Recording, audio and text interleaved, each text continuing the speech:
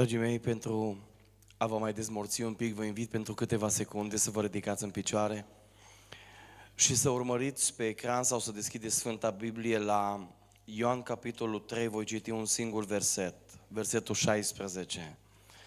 Știu că l-ați auzit de foarte multe ori, știu că unii îți cunoașteți pe de rost, dar dați-mi voie în seara aceasta să vi-l citesc încă o dată pentru mesajul din partea lui Dumnezeu. Fiindcă atât de mult a iubit Dumnezeu lumea, că a dat pe singurul lui Fiu, pentru ca oricine crede în El să nu piară, ci să aibă viața veșnică. Amin. Vă invit să reocupați locurile.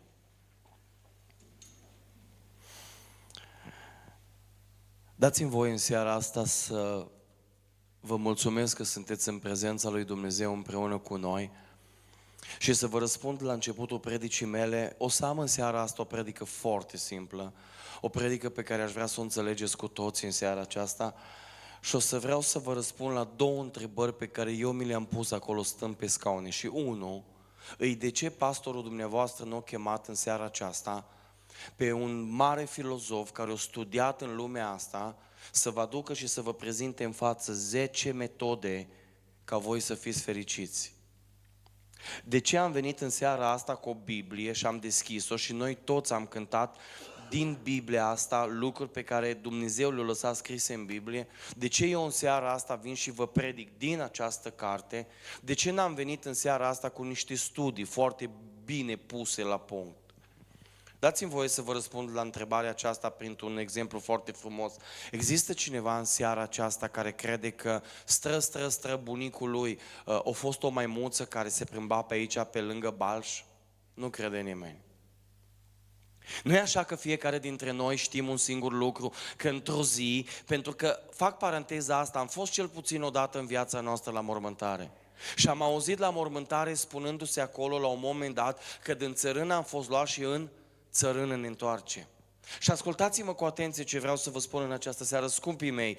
Fiecare dintre noi credem lucrul acesta, că într-o zi mâna mare a Creatorului, a lui Dumnezeu ne-a luat, ne-a plămădit, l-a făcut pe Adam, apoi din coastă a făcut-o pe Eva și în felul acesta a apărut prima familie. Și noi suntem creați după chipul și asemănarea lui Dumnezeu. Și acum vine o întrebare, dacă Dumnezeu este Creatorul meu, dacă Dumnezeu este Creatorul dumneavoastră, vă rog spuneți-mi în seara asta, cine are pentru noi soluția ca noi să trăim o viață de împlinire și fericire?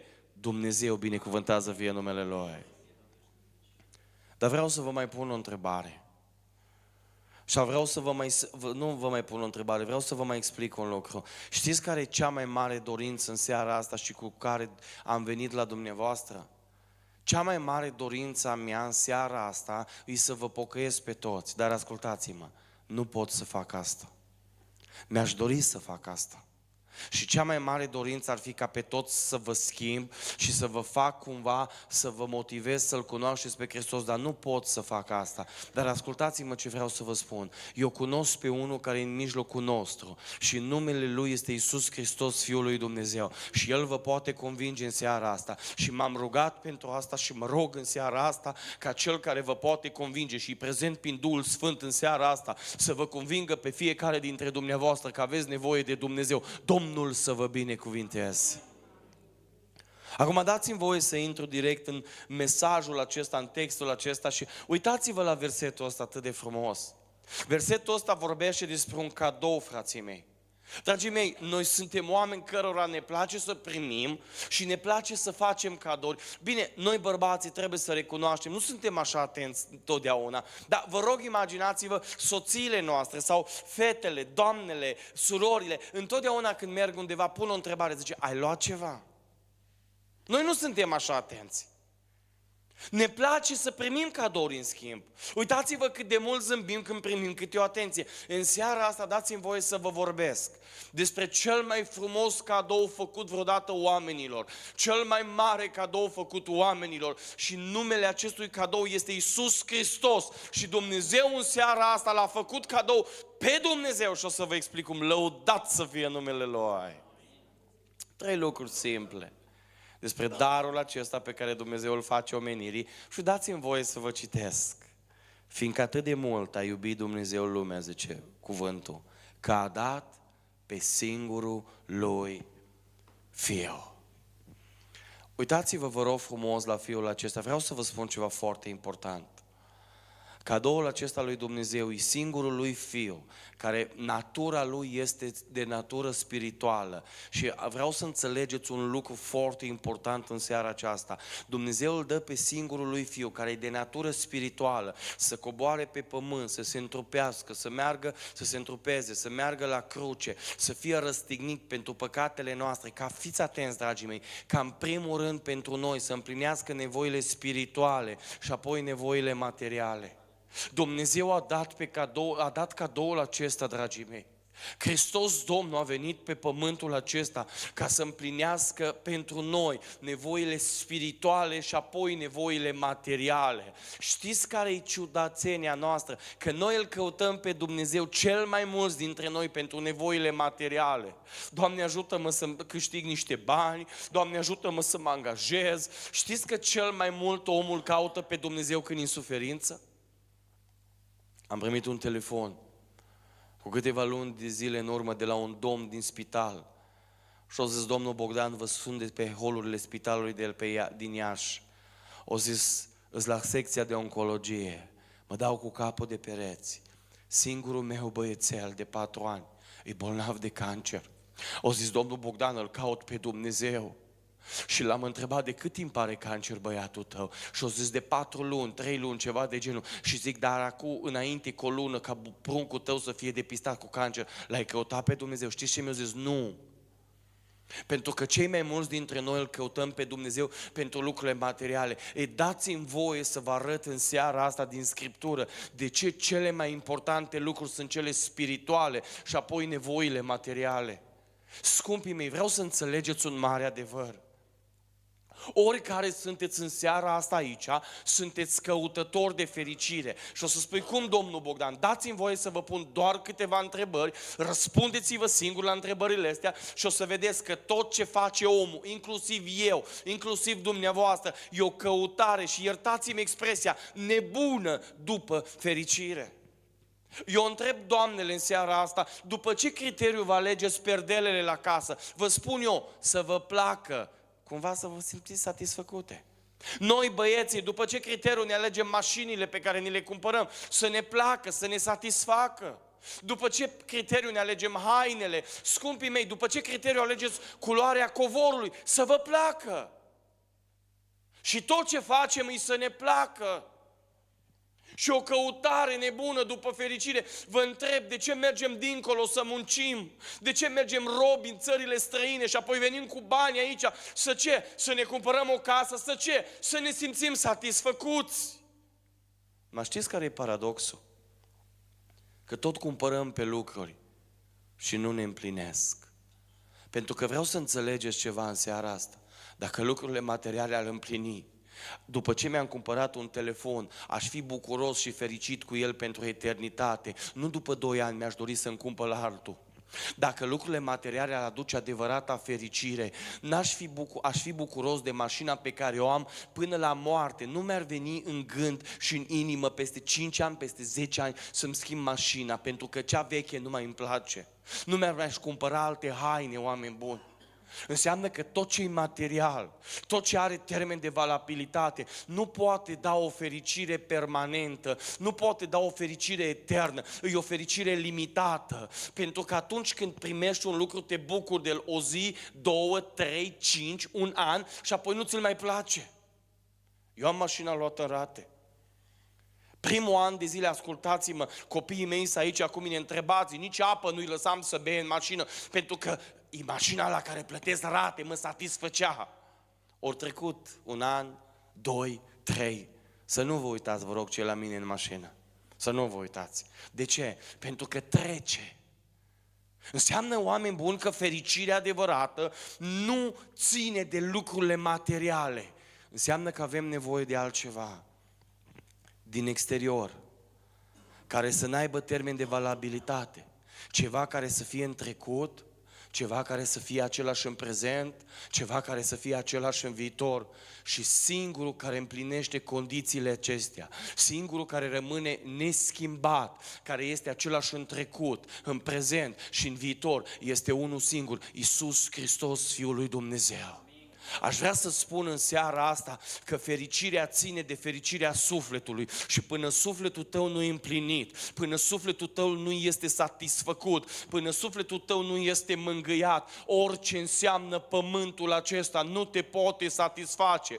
Cunosc oameni cu bani care sunt nefericiți, cunosc oameni care au un garaj elicopter, au avioane, oameni care își pot face saltele de bani și sună plângând și spun în felul următor: nu sunt fericit, pentru că oricâți bani ai avea, îți spun ceva, îți dorești mai mult, pentru că oricâtă sănătate ai avea, îți dorești mai mult, pentru că oricâte case ai avea, îți dorești mai mult. În seara asta am venit să spun că fericirea nu ține de lucrurile care să termine, care au termen de valabilitate, ci fericirea ține de ceva care nu se termină și trebuie să fie de natură spirituală ca să împlinească sufletul care e de natură spirituală. Și numele acestei fericiri este Iisus Hristos, Fiul lui Dumnezeu. Dar poate cineva își pune o întrebare în seara asta. Bine, domnul Bogdan, dar explică-ne de ce Dumnezeu dă fericire? De ce Dumnezeu? Bun, cum poate da Dumnezeu fericirea? Că noi nu înțelegem. Că nouă ni se pare că suntem fericiți cu mașina, ni se pare că suntem fericiți cu hainele. Cum poate da Dumnezeu fericire? Dați-mi voi în seara asta să vă dau un exemplu. Pe Sfintele pagini ale Scripturii există un om.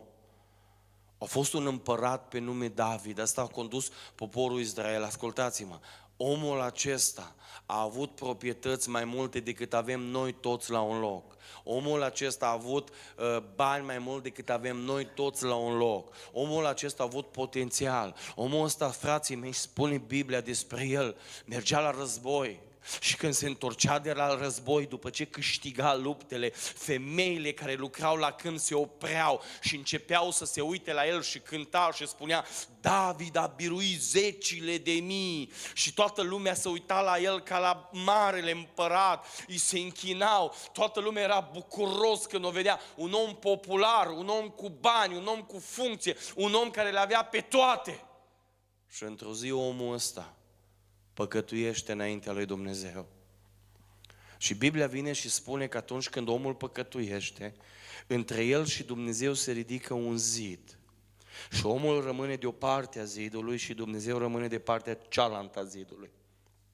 Și atunci când Dumnezeu nu te mai poate atinge, pentru că zidul păcatului e între tine și El, atunci când Dumnezeu nu mai are acces la tine, nu urechea Lui prea scurtă, spune Biblia, nu mâna Lui este prea mică să te poată atinge sau face fericit, ci zidul acela pe care tu și cu mine îl pui între tine și Dumnezeu face despărțeala. Și David în momentul acela scrie Psalmul 32. Și acum dați-mi voie să vă arăt ce scrie omul acesta. Omul acesta care avea bani, omul acesta care avea relații, omul acesta care avea tot ce îți dorește, se uită la cer și scrie un psalm care zice în felul următor: câtă vreme era zidul între mine și Dumnezeu, adică am tăcut, mi se topeau oasele de gemetele mele necurmate. Dar eu pun o întrebare, David, în seara asta. Da, ai bani. Știți cine ar fi răspuns David? Banii n-au nicio valoare, mi se topesc oasele. Dar ai tot ce-ți trebuie, ai case, ai mașini, ai popularitate, toată lumea vede în tine un mare om, ai oameni care se învârt în jurul tău, ai slujitori, ce mai ai nevoie? Mi-ar fi zis Bogdan, nu mai am fericire, oasele mi se topesc, gemetele mele sunt zi și noapte. De ce? Pentru că între mine și Dumnezeu există un zid. Și omul ăsta își cere iertare de la Dumnezeu. Și Biblia spune că atunci când îți ceri iertare, atunci când îi spui Domnului: Doamne, nu mai fac, Doamne, îți promit că lucrurile astea mă despart de ele, ajută-mă să mă despart de ele, le mărturisești, te spovedești înaintea lui Dumnezeu, zidul acela, ascultă-mă ce spun, cade și Dumnezeu te poate lumina. Știți ce spune Psalmul 51? Omul acesta, după ce își cere iertare din partea lui Dumnezeu, se uită la Dumnezeu și cere 3 lucruri. În Psalmul 51:10 zice așa: ori cânta tinerii: zidește în mine o inimă curată, 11. Nu mă lepăda de la fața ta, și 12. Aici am vrut să vă aduc, uitați-vă ce zice. Dă-mi iarăși bucuria, fericirea, mântuirii. Pentru că ascultă-mă ce spun. Adevărata fericire ți-o dă Dumnezeu când îți iartă păcatul. Când sufletul tău iertat, când sufletul tău e împăcat cu Dumnezeu, atunci vine bucuria mântuirii. Pentru că bucuria pe care dă Dumnezeu nu ține de boală, nu ține de bani, nu ține de avere, nu ține de viața ta că e bună sau rea. Oameni buni, ascultați-mă, bucuria pe care o dă Hristos nu ține de nimic de cei pe pământ, nu ține de absolut nimic ce ne poate influența pe pământul acesta. E o bucurie care vine, te inundă și oricât ar fi viața de grea, tu ești bucuros. Am fost într-o țară străină și am predicat Evanghelia, vă spun, așa greu am predicat. Dar era pe prima bancă acolo o soră așa la vreo 60 de ani, n-avea 60 de ani, între 55 și 60 de ani. Și sora asta, tot programul, nu m-a zâmbit. Vă spun, atâta prindeam câte un curaj, mă uitam așa peste frații, erau niște frați așa, se uitau la mine, ziceai că le-am furat ceva, mă uitam din nou la sora asta, prindeam curaj, iar începeam să predic. Am terminat predica și fratele păstor a zis, frate Bogdan, dacă tot ești aici, nu facem o rugăciune pentru o femeie, a zis, femeia asta a fost trimisă de la spital, cancer, metastază, hai să-i facem ungerea, mai are câteva săptămâni să trăiască. O zis, stai să mai plece frații și o chemăm la birou. Și m-am dus la birou și acum așteptam să vină. Cum ar fi trebuit să vină un bolnav de cancer, oameni buni? Mă înțelegeți? Supărat, apăsat. Să știi că mai ai 3 săptămâni și mori? Și ascultați-mă ce vă spun. Când fratele păstor deschide ușa și intră acea femeie pe ușă, mă uit la ea, îmi ridic capul. Știți cine era femeia? Femeia aia care tot o predica mi-a zâmbit. Au intrat în birou pastoral, înainte cu 3 săptămâni să moară, zâmbind. Și m-am uitat la ea și am zis, soră. Și au zis, frate Bogdan, vreau să înțelegi ceva. Fericirea mea nu atârnă de lucrurile materiale. Vreți să înțelegeți în seara asta că Dumnezeu l-a trimis pe Hristos ca să ne împlinească nevoile spirituale? Păi noi tot alergăm, oameni buni, noi tot trebuie, că noi venim la biserică ca să facem cumva, hai ajută-mă și pe mine, vin oamenii, frate Bogdan, ajută-mă în problema aia, ajută-mă în problema aia, ajută-mă în problema aia, ajută-mă să-mi fac casă, ajută-mă să-mi cumpăr nu știu ce. Oameni buni, ăstea sunt pe locul 2, Hristos vindecă, slăvit să fie Domnul, dar pe locul 2, Hristos se liberează, slăvit să fie Domnul, Hristos dă putere, Hristos te ajută să-ți faci casă, Hristos îți poartă de grijă, îți pune mâncare pe masă, că asta e specialitatea Lui. Dar primul lucru pe care vrea să-l facă în viața ta e să-ți mântuiască sufletul. E să-ți mântuiască sufletul. Ascultați-mă ce vă spun. De-aia unii dintre dumneavoastră nu sunteți încă fericiți, pentru că gustați din anumite lucruri pe care Hristos le dă pe locul 2. Ați gustat poate vindecarea, trebuie să gustați mântuirea. Ați gustat poate niște resurse financiare pe care Hristos Domnul le-a trimis prin slujitori la voi. De-aia nu sunteți încă fericiți, pentru că trebuie să gustați mântuirea. Și când veți gusta din mântuire, când veți lua cadoul acesta pe Iisus Hristos, Fiul lui Dumnezeu, și o să-L lăsați să intre în sufletul vostru, să vă mântuiască, să vă ierte de păcate, o să vedeți că fericirea se coboară peste voi. Lăudat și binecuvântat să fie numele Domnului. În seara asta avem nevoie de mântuire. În seara asta avem nevoie de iertarea păcatelor. În seara asta vrem ca Hristos Domnul să ne ierte și să ne curețe. Dar de ce avem nevoie de iertarea păcatelor? Punem, te rog, Fapte 3:19. Vreau să vă arăt un verset care contrazice tot ce am crezut unii dintre noi până acum. Știți ce spun oamenii? Domnul Bogdan, știți ce întreabă și pe fratele Coste și pe fratele Golu? Știți ce întreabă oamenii? Dar dacă Dumnezeu e bun, de ce trec pe bolă? Dar dacă Dumnezeu e bun, de ce trec pe chin? Dar dacă e Dumnezeu bun, de ce îmi deschid câteodată frigiderul și gol și n-am? De ce? De ce un Dumnezeu bun îngăduie război? De ce un Dumnezeu bun îngăduie atâtea atrocități? De ce? De ce moare un copil de 3 ani de cancer dacă Dumnezeu e bun? o vadă de 17 ani, la un sfârșit de evangelizare, m-a întrebat, plângea. De-abia am înțeles și a zis, domnul Bogdan, dar dacă Dumnezeu e bun, de ce de la 12 ani la 17 ani am fost abuzată de tatăl meu vitric? De ce? Dați-mi voie să vă explic de ce. Știți de ce? Pentru că a reușit diavolul să pună în ochii noștri și în mintea noastră că Dumnezeu îi devină pentru lucrurile pe care El le face. Oameni buni, Dumnezeu nu vrea rău, Dumnezeu nu a făcut păcatul. Uitați-vă ce zice Biblia, pocăiți-vă și întorceți-vă la Dumnezeu, ca să vi se șteargă, să vi se ierte păcatele și să vină de la Domnul vremurile. Oameni buni, Dumnezeu e un Dumnezeu a înviorării, unde iertarea păcatelor familia se înțelege, unde iertarea păcatelor pruncul se lasă de droguri, unde iertarea păcatelor femeia se lasă de lucruri ușoare, unde iertarea păcatelor vine pacea, vine bucuria, vine vremea de înviorare. Ăsta-i Dumnezeu! Acolo unde e păcat, e din cauza diavolului. Acolo unde e murdărie, e din cauza diavolului. Acolo unde e dezastru, unde e plâns, unde e scrânștetul dinților, unde e apăsare, unde e dominare, unde e posesie demonică, ăla e diavolul. Iertarea păcatelor aduce vremuri de înviorare.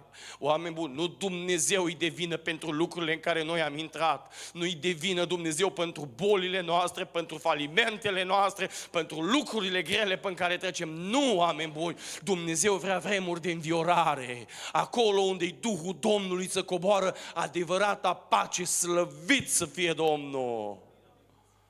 Dumnezeu nu vrea asta. Dumnezeu în seara asta vrea ca tu împreună cu mine să ne uităm spre cer, să ne rugăm, să ne ierte păcatele. Ascultați-mă ce vă spun. Și vremurile de înviorare să se coboare peste noi, slăvit să fie Domnul. Roman 3:23. Căci toți au păcătuit și sunt lipsiți de... Vreau să vă spun ceva. Omul e lipsit de slava lui Dumnezeu din pricina păcatului. Dar Dumnezeu când a creat omul nu a gândit așa. Știți cum era în grădina Edenului? Citiți dumneavoastră acasă cartea Geneza. Citiți cartea Facerea. Nu știu, funcție de ce traducere citiți. Uitați-vă acolo că zice Biblia că în recoarea zilei dimineață Dumnezeu se cobora peste Adam și vorbea cu el. Oameni buni, omul a fost creat să fie purtător de slava lui Dumnezeu. Vreau să vă spun un mare adevăr. Există oameni în lumea asta care sunt mai buni vorbitori de 1 miliard de ori decât mine, de 1 miliard de ori decât fratele Coste și de 1 miliard de ori decât fratele Gore. Sunt oameni în lumea asta care au voci mai frumoase decât tinerii ăștia de 1 miliard de ori. Sunt oameni care cântă mai bine la pian decât Elisei care a terminat conservatorul de 1 miliard de ori. Știți de fapt care e diferența dintre ei și noi? Că noi suntem purtători de slava lui Dumnezeu.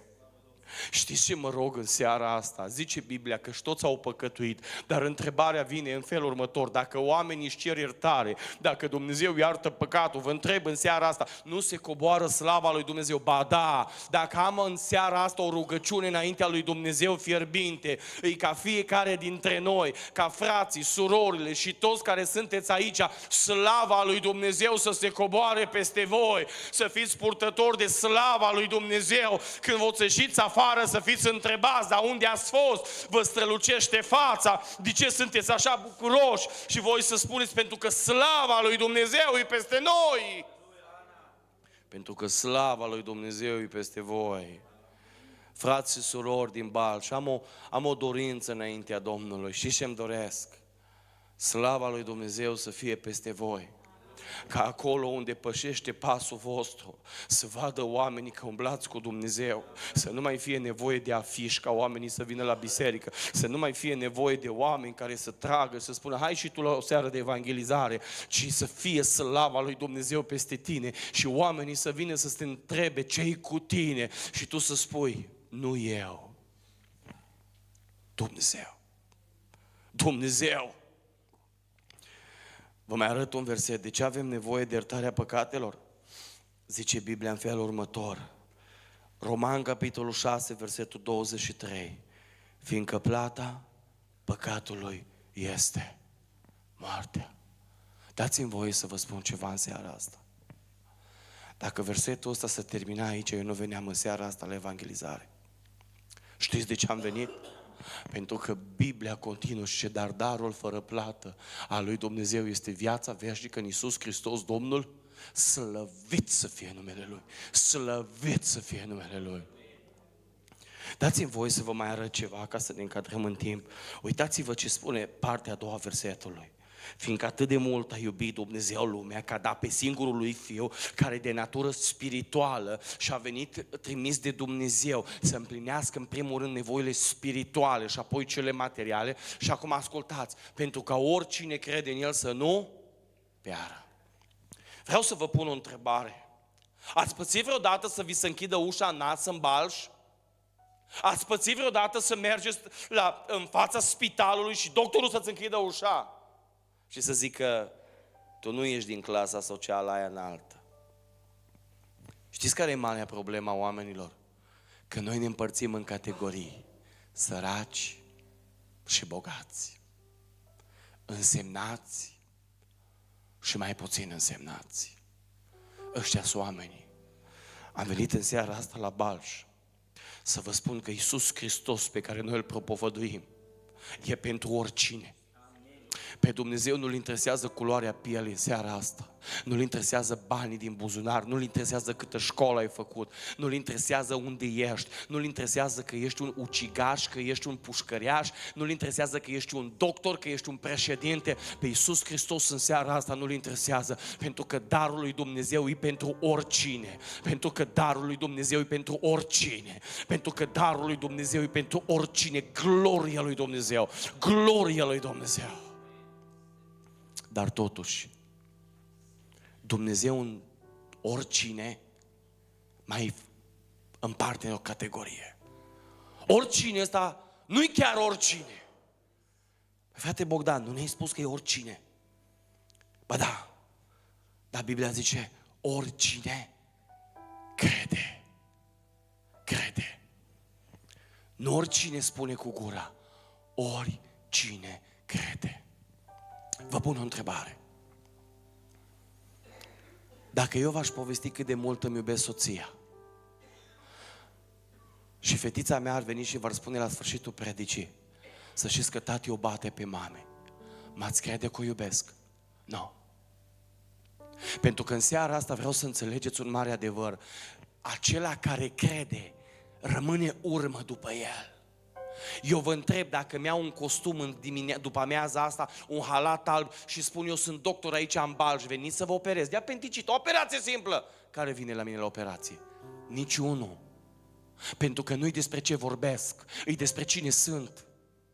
În seara asta vreau să înțelegeți că nu-i despre ce spunem cu gura. Eu cred în Dumnezeu. Nu! Noi trebuie să lăsăm în urma noastră fapte, spune Biblia. Credința fără fapte e moartă! Pentru că dacă spun că îi iubesc, trebuie să se vadă. Pentru că dacă spun că îmi cinstesc părinții, trebuie să se vadă. Păi dacă spun că îl iubesc pe Hristos, trebuie să se vadă. Știți cum fac oamenii? Eu îl iubesc pe Hristos, dar trăiesc tot în păcat. Frate Bogdan, eu vreau să mă pocăiesc, dar eu nu ies în față la o rugăciune. Păi și atunci cum vrei? Că una vorbești și alta faci. Frate Bogdan, eu vreau să mă pocăiesc, dar eu nu mă duc să vorbesc cu pastorul nostru și să-i spun prin ce trec, să se roage împreună cu mine ca Dumnezeu să mă elibereze de tot. Păi atunci cum crezi? Cum crezi? Frate Bogdan, dar eu cred în Dumnezeu, dar nu vin la biserică. Atunci cum crezi? Ascultați-mă ce vă spun. În seara asta Dumnezeu e gata să facă o minune, dar pentru oricine crede. Oricine crede. Și ultimul lucru, ca să mă încadrez, zice Biblia așa: fiindcă atât de mult a iubit Dumnezeu lumea, a dat pe singurul lui Fiu pentru ca oricine crede în El să nu piară, și acum ascultați, ci să aibă viața veșnică. Vă spun ceva, eu știu că frații se ajută între ei și fiecare dintre noi am primit la un moment dat o sumă de bani prin anumiți oameni din partea lui Dumnezeu, așa-i? Așa-i. Eu vă întreb, mai aveți banii ăia? Nu. De ce? Pentru că banii se termină. pentru că mașinile se strică, pentru că casele se dărâmă, pentru că orice cadou ați primit de la mine astăzi, peste 50 de ani nu o să mai existe nimic, chiar dacă e casă. Pentru că orice ne dă omul e temporar, e efemer, e trecător, oameni buni. În seara asta dați-mi voie să vă arăt cel mai frumos cadou, viața, dar nu viața, că voi aveți viața aici, că toți avem viață, că toți răsuflăm, că toți respirăm, dar știți ce vrea Dumnezeu să ne dea în seara asta? Nu viața, că viața avem, ci viața veșnică. E singurul cadou care nu se termină niciodată. E singurul cadou care nu are termen de valabilitate. Orice ai primit de la oameni să termină. Dumnezeu vrea viața veșnică. Și viața veșnică, spunea Elisei, în Ioan capitolul 17, zice, este aceasta: să te cunoască pe tine, singurul Dumnezeu adevărat și Iisus Hristos pe care tu l-ai trimis. Vreau să vă spun un mare adevăr. Cine îl cunoaște pe Dumnezeu are puterea să trăiască diferit. Cine îl cunoaște pe Dumnezeu va avea puterea să trăiască diferit. Dați-mi voie să vă spun, m-am adus aminte că sunteți foarte aproape de Craiova. Într-o zi am primit și eu un telefon de la o tânără din Craiova. O chema Raluca. Și o zis, frate Bogdan, îs dintr-un sat de aici de lângă Craiova, în jos către Calafat. O zis, vreau să te rog ceva. Dă-mi voie să-ți trimit în fiecare săptămână câte un mesaj. Și în mesajul ăla să te rogi împreună cu mine, să-mi dea Dumnezeu biruință în viața de credință. 14 ani avea. Singura întoarsă la Dumnezeu din familia ei. Niciodată n-am văzut-o în realitate. Niciodată n-am văzut o poză cu fata asta. Cred că de 2 sau de 3 ori m-a sunat, i-am auzit vocea și restul aproape un an de zile, în fiecare săptămână. Ori luni, ori marți, ori miercuri, mesaj. Frate Bogdan, ne rugăm pentru asta. Într-o zi nu mi-a mai scris. Pentru că 3 săptămâni de zile mai târziu m-a sunat o prietenă de ei din biserica de la sat. Și a zis, frate Bogdan, sunt prietena lui Raluca. Îmi acordați 2 minute. O zi Raluca s-a dus acum 3 săptămâni la Craiova să-și facă analize de sânge.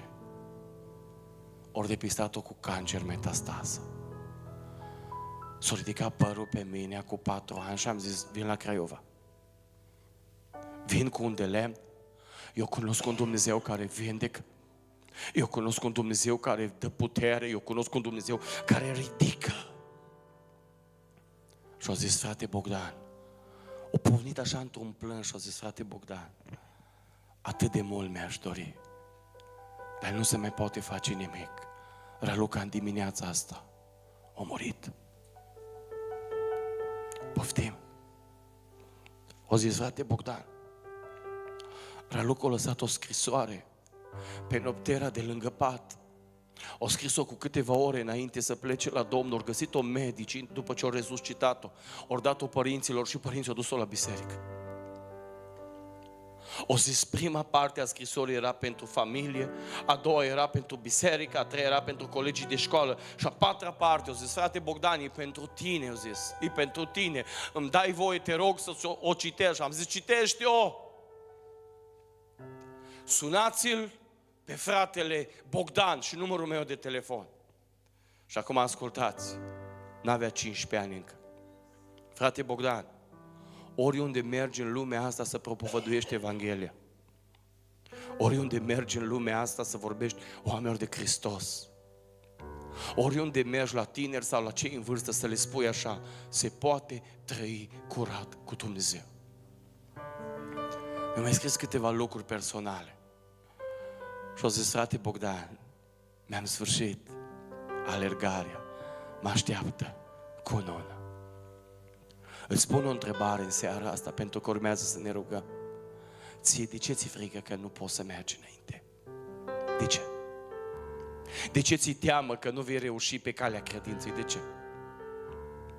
Oameni buni, vreți să înțelegeți în seara asta că toată credința nu e despre cât de bun sunt eu, ci despre un Dumnezeu care schimbă oameni, ci despre un Dumnezeu care eliberează, ci despre un Dumnezeu care are putere, despre un Dumnezeu care prin Duhul Lui cel Sfânt poate să facă minuni. Ascultați-mă în seara asta, oameni buni, nu-i despre oameni, seara asta nu-i despre un om, seara asta nu-i despre ce putem face noi. Noi nu putem face absolut nimic, dar în seara asta, în mijlocul nostru, e unul care are puterea să te elibereze, e unul care îți poate da viață veșnică, e unul care poate să-ți dea putere adevărată, e unul care te poate ridica în capul oaselor, e cineva care te poate atinge și acela nu-i Bogdan, nu-i pastorul vostru, e Hristos Domnul!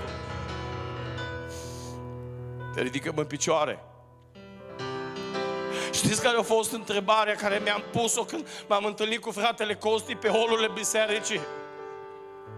De ce a trebuit în seara asta să fie 3 pastori? De ce în seara asta 3 slujitori? Pentru că singura explicație că Dumnezeu vrea să ne rugăm pentru voi. Cât mai aștepți? Cât mai stai nepăsător față de o mântuire așa de mare? Îți place viața asta de nefericit?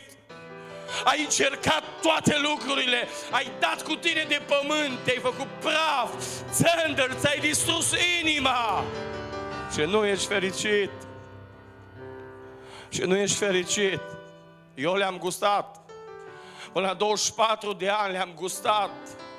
Ascultați-mă ce vă spun, nu există adevărată fericire în afara lui Dumnezeu. În seara asta te invit să te prinzi de polele hainei Lui, te invit să întinzi mâna către El, te invit să-L lași să te țină de mână, te invit să ceri astăzi să te elibereze și ascultă-mă, iertarea păcatelor îți va aduce fericirea. Dumnezeu e gata să te ierte. La tine stă decizia. La tine stă decizia. Dați-mi voie să vă citesc cuvântul lui Dumnezeu. La un moment dat în cartea Genezei, uitați-vă ce spune Biblia, vă citesc. Mă scuzați, Deuteronom, capitolul 30, versetul 19. E pentru noi în seara asta. Ascultați-mă ce zice Biblia. Iau astăzi cerul și pământul martori împotriva voastră,